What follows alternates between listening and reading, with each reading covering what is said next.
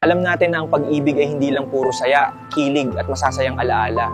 Minsan, ang pag-ibig din ang dahilan ng ating mga luha, puyat, sakit na hindi kayang ipaliwanag ng kahit anong salita.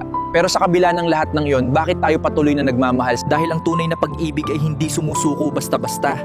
May mga taong dumaan sa buhay natin na akala natin sila na ang habang buhay. Pinangarap natin sila, ipinaglaban at ibinigay natin ang lahat.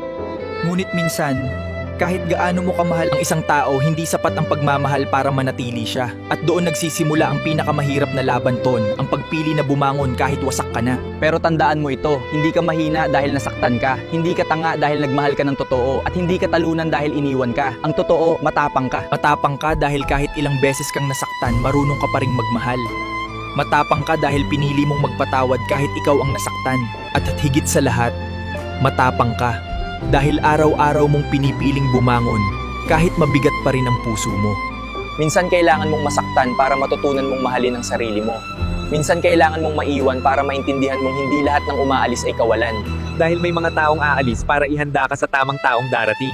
At habang hinihintay mo ang tamang pag-ibig, huwag mong kalimutang mahalin ang sarili mo. Dahil bago mo maibigay ang totoong pagmamahal sa iba, kailangan mong matutunang buuin muna ang sarili mong puso.